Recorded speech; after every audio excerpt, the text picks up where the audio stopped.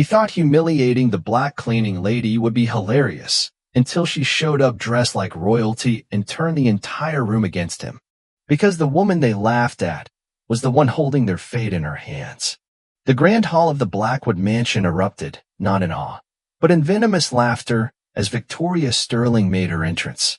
She descended the marble staircase like royalty, wrapped in a gown worth more than most of their annual salaries. But no one clapped. No one smiled with grace. Instead, they laughed. Loud. Cruel. Like predators circling prey. Because to them, she wasn't a guest. She was a joke dressed too well for their comfort. Look who decided to show up. Richard Blackwood whispered to his guests, raising his glass of Dom Perignon champagne. Our dear cleaning lady, Victoria, was 35 years old and never imagined she would one day step foot in that ballroom as a guest, even if it was a joke. For 2 years, she had cleaned every inch of that mansion, always invisible, always silent, watching those rich people treat each other with rehearsed falsehoods while treating her like furniture. The invitation had arrived 3 days earlier, delivered with a cruel smile she knew all too well. Charity gala on Saturday, Richard said, handing her the gold envelope. Dress code, maximum elegance. You surely have something suitable in your wardrobe, don't you? The laughter from his friends echoed through the hallway. It was an obvious trap, an attempt to humiliate her publicly, to put her in her place in front of California high society. Richard had even invited social reporters to document what he termed an educational moment. Let's make a bet, Richard said to his wife, Helena, as Victoria vacuumed the day before. $100,000 that she doesn't have the nerve to show up. And if she does, she'll be the entertainment for the evening. Helena laughed maliciously. You're terrible, Richard. The poor thing will probably show up in something borrowed and feel so out of place that she'll leave within 15 minutes. But Richard Blackwood didn't know two fundamental things about Victoria Temps. First, she had grown up in halls like that long before she had to clean them to survive. Second, some storms don't destroy, they just teach you how to dance in the rain. As she walked through the hall under the mocking glances, Victoria kept her posture straight and her gaze serene, like someone carrying secrets that could turn that world upside down. Her steps were sure, calculated, as if each movement were part of a long-rehearsed choreography. My God, she really came, whispered Patricia Weston, wife of a senator, to her friend. And look how she's dressed. Where did she get that dress? She probably rented it and will pay for it in 10 installments, replied Vivian Chambers, daughter of an oil magnate, trying to disguise her own insecurity with cruelty. How pathetic. What none of those people knew was that Victoria hadn't bought, borrowed, or rented that dress. She had simply gone back into her own past to retrieve it. A past that Richard would have done anything to erase if he had known it existed. Richard approached her, his chest puffed out with arrogance, surrounded by his billionaire friends. His confidence was sky high. After all, he had orchestrated this as a public display of power and social control. Victoria, what a pleasant surprise. I never doubted you'd come. After all, when a person like you receives an invitation to an event like this. A person like me? Victoria repeated, her calm voice cutting through the air like sharp silk. Go on, Richard, finish your sentence. For a microscopic moment, something in her tone made Richard hesitate.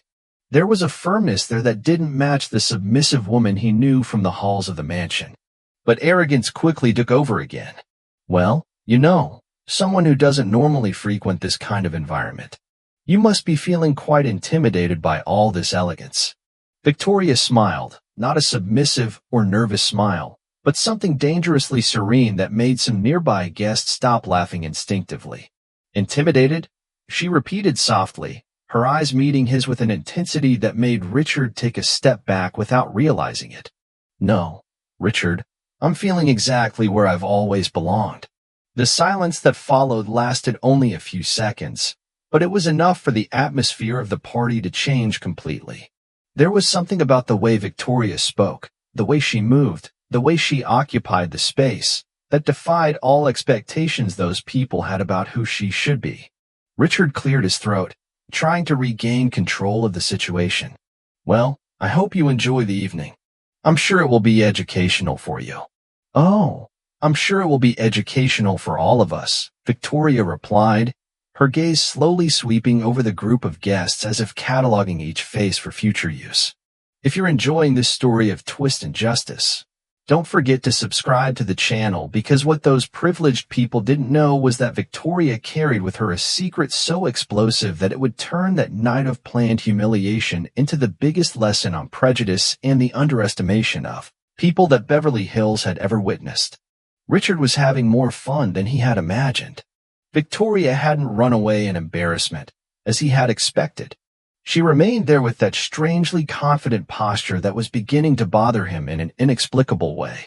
Everyone, Richard announced loudly, tapping a silver spoon against his crystal glass to garner the guests' attention.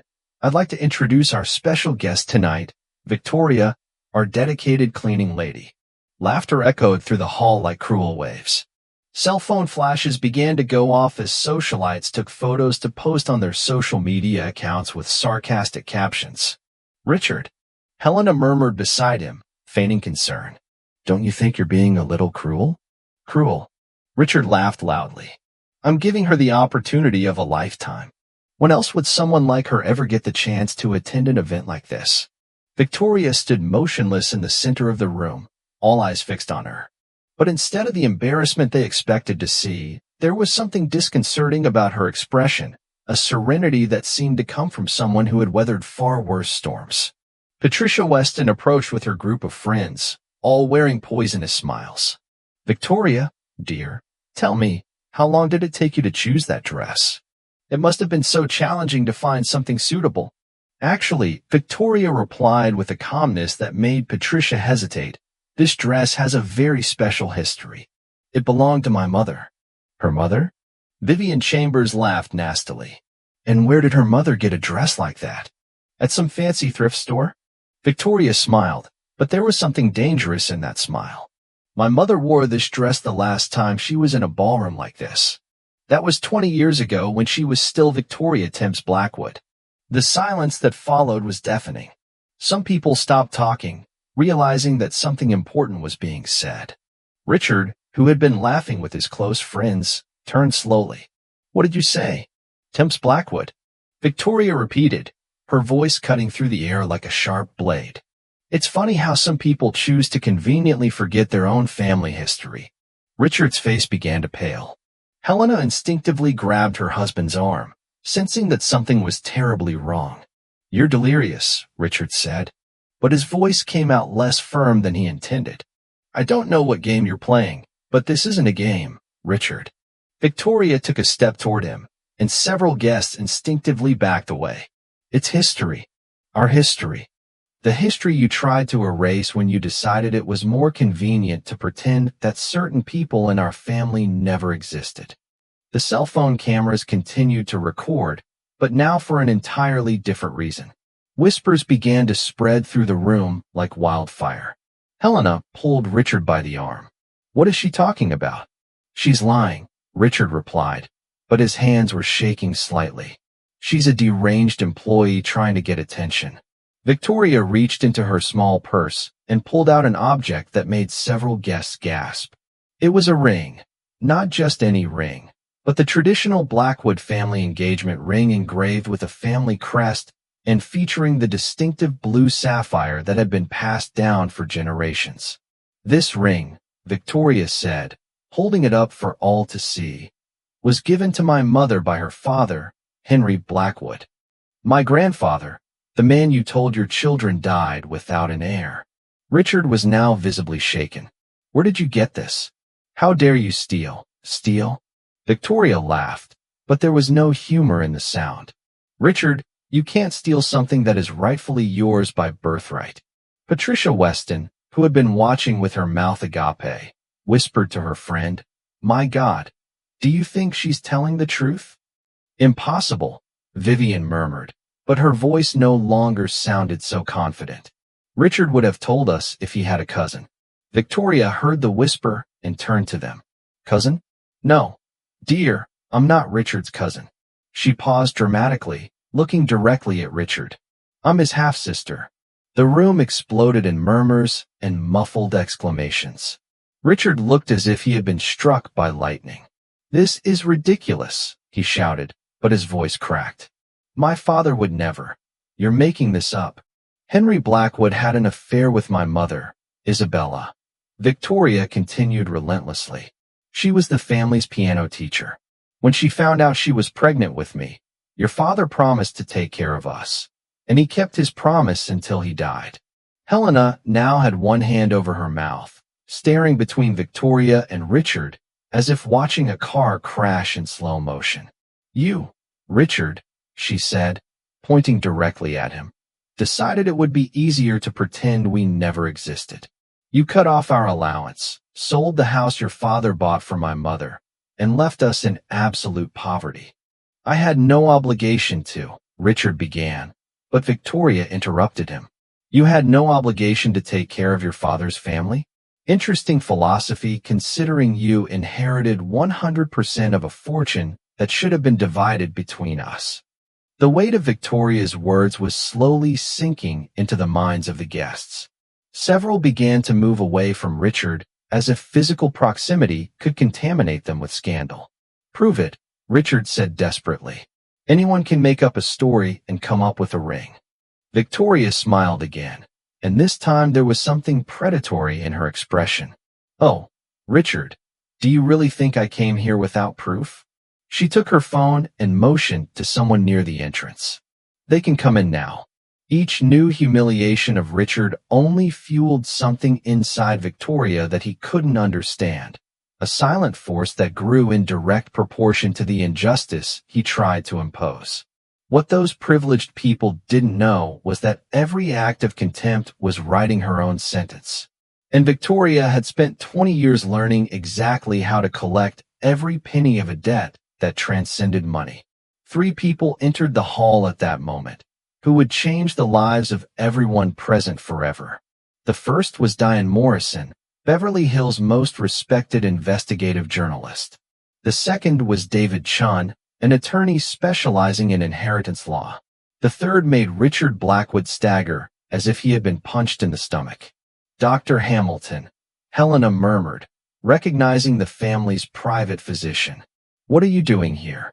Dr. Hamilton, who had treated Henry Blackwood during the last years of his life, walked to the center of the room. His hands were shaking, but his voice was steady. 20 years ago, I was forced to sign a falsified death certificate. Henry Blackwood did not die of natural causes. He was slowly poisoned with arsenic over a period of months." The hall erupted in muffled cries. Diane Morrison raised her hand. "Please keep your phones away. This is an official confession being recorded for legal purposes." Richard was visibly desperate, sweating. "You're crazy, Hamilton. My father died of heart problems. Your father found out about the money you had been embezzling from the company for years," Dr. Hamilton continued relentlessly. "He had changed his will to include Victoria and was about to report you to the police when he began showing strange symptoms." Victoria remained silent, tears of relief in her eyes. Finally, after 20 years, someone was telling the truth. David Chun opened his briefcase and took out an official document. "This blood sample was tested last week by an independent laboratory. The arsenic levels were fatal." "You're making this up," Richard shouted, but his voice was completely uncontrolled. "It's a conspiracy to ruin me." Diane Morrison stepped forward. "Mr. Blackwood, I have transcripts of 5 conversations you had with Dr. Hamilton between 2003 and 2004, where you threatened to ruin him professionally." Victoria finally spoke, her voice cutting through the chaos like a knife. "Richard, you didn't just kill our father. You stole 20 years of my life." "I didn't kill anyone." Richard pointed his finger in all directions. "You're all lying." "Then explain this," said Victoria, connecting her phone to the mansion's sound system. A recording began to play. Richard's voice was unmistakable. "Hamilton, you're going to keep your mouth shut about anything strange you found in the old man's blood. If you open your mouth, I guarantee you'll never work as a doctor again. And as for that woman and her bastard daughter, they'll have to fend for themselves." The silence that followed was absolute. Even the people who had defended Richard now shunned him as if he were radioactive. Helena stared at her husband in horror. "Richard, you really did this." 20 years. Victoria screamed, her composure breaking momentarily. 20 years of cleaning my own father's blood off the hands of his killer. Victoria took a deep breath and regained her deadly calm. "You want to know how I got all this evidence? I didn't come to work here by accident. I applied specifically for this position. I spent 2 years preparing, gaining access to the house, collecting evidence." Richard tried one last desperate gambit. "Even if all that is true, it doesn't change anything. The inheritance was distributed years ago." David Chun smiled for the first time. "Actually, Mr. Blackwood, when there is evidence of murder, all assets can be redistributed according to the original will, and we have a copy of Henry Blackwood's actual will." Victoria approached Richard, who was leaning against the wall like a cornered animal. "Do you know what my biggest mistake was, Richard? It was believing that you would change on your own." "Please," Richard whispered, all arrogance evaporated. "Helena, the children, this will destroy our family. You destroyed our family the moment you chose money over justice." Richard collapsed into an armchair, completely defeated. His transformation from arrogant millionaire to exposed criminal had taken less than 2 hours. Victoria looked at Richard one last time. He was broken, but that was only the beginning. What Richard didn't realize, and would discover in the worst possible way in the next few hours, was that Victoria had spent years gathering evidence, not only about her father's death, but about all the financial crimes, blackmail, and corruption he had committed over the decades, weaving a web of justice so meticulous that his downfall would be spectacularly complete. The next 2 hours turned the most exclusive gala in Beverly Hills into the biggest scandal California high society had ever witnessed live. Richard was now sitting on the floor of the ballroom, his back against the wall, watching his entire life unravel in real time. Diane Morrison had connected her laptop to the mansion's projection system, and documents, photos, and recordings appeared on the giant screen for all the guests to see. "This is a bank transfer of $200,000 from Richard Blackwood's personal account to Dr. Hamilton, dated 3 days after Henry Blackwood's death," Diane narrated as the image appeared on the screen. The memo on the transfer reads, "Silence is golden."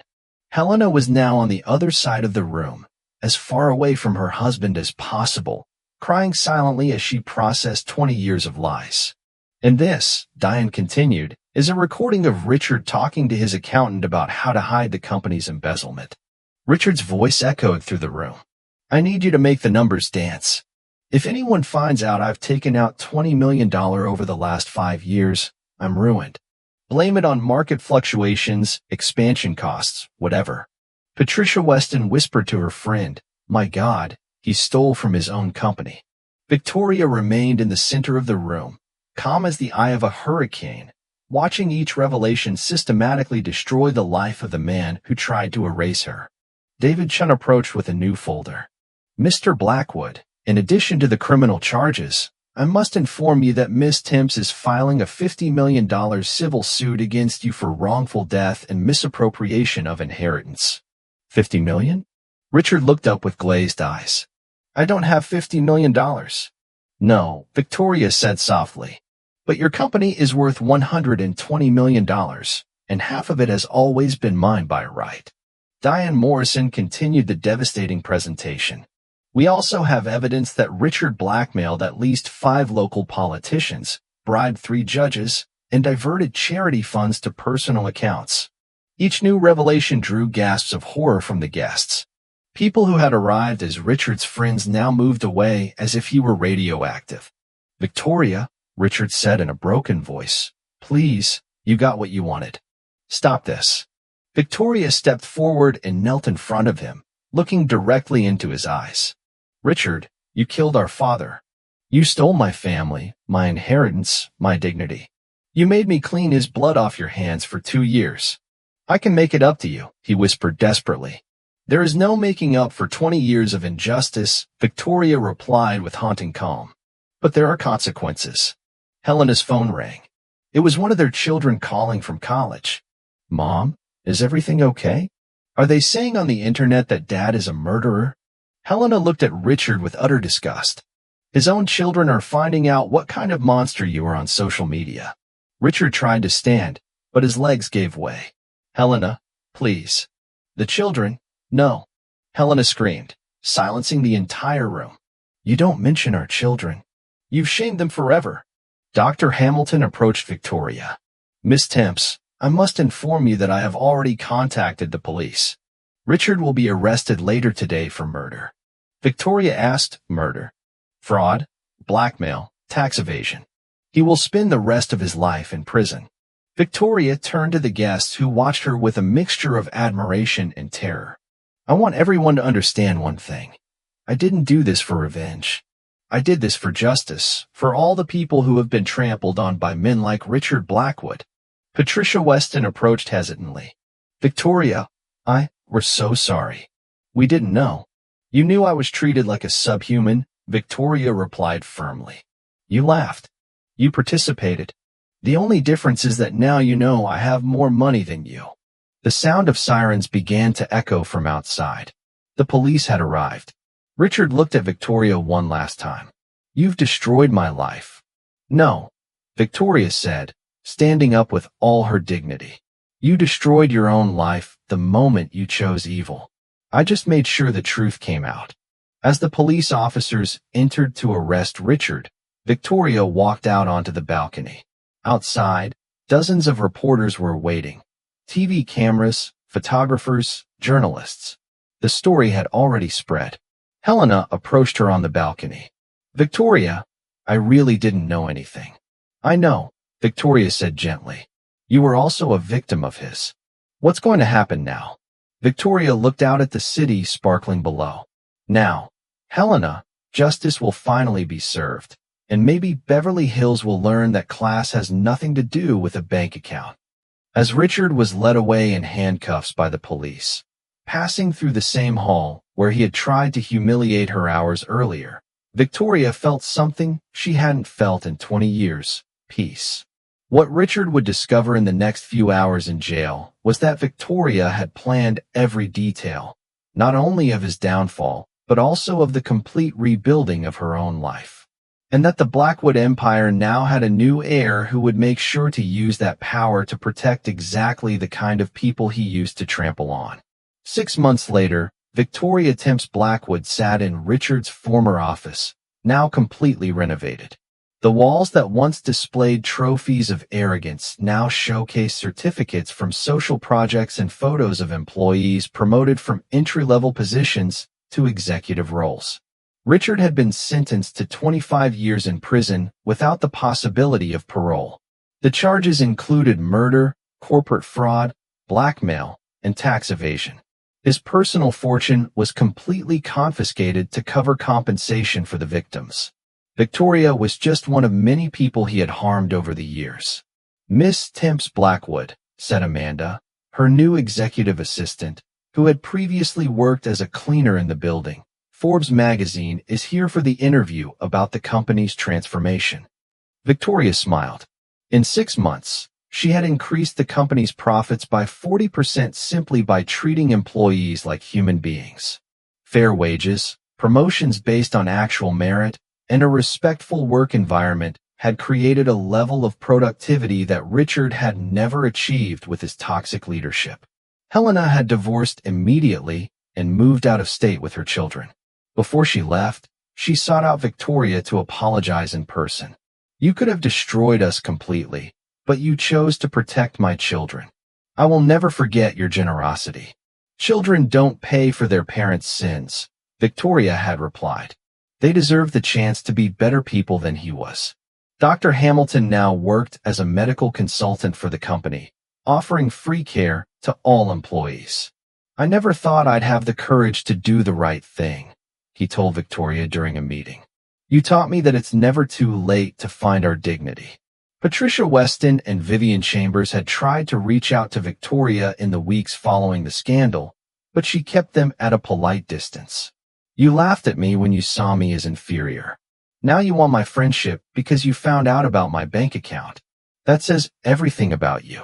Victoria's story had gone viral worldwide. She received invitations to speak at universities about leadership and social justice, but she preferred to focus on the real work. I don't want to be famous for suffering, she explained in a rare interview. I want to be known for what I built afterward.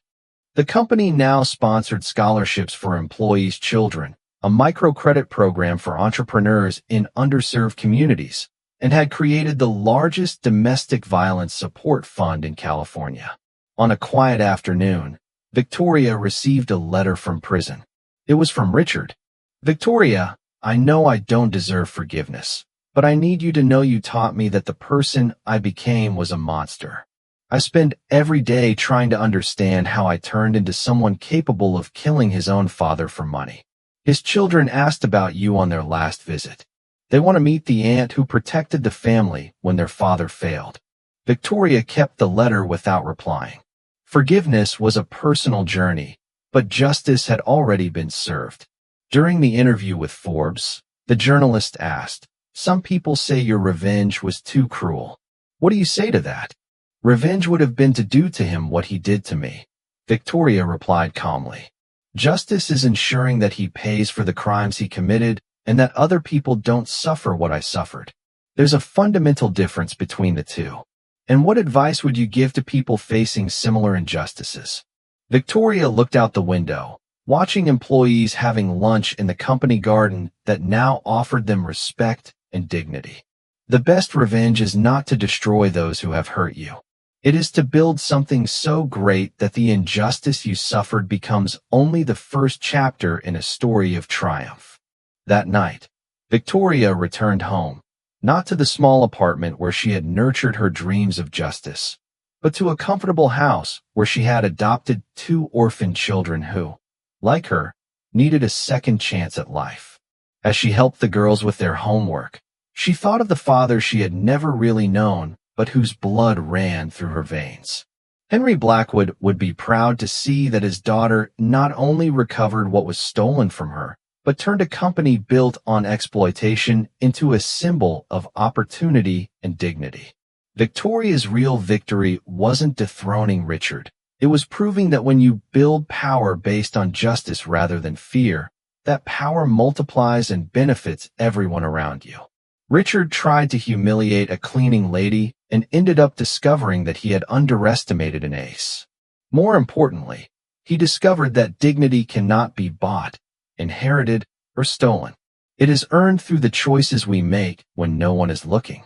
If this story of justice touched your heart, subscribe to the channel for more stories that prove that good always wins when you have the right strategy, and that sometimes the most dangerous person in the room is the one everyone has chosen to ignore.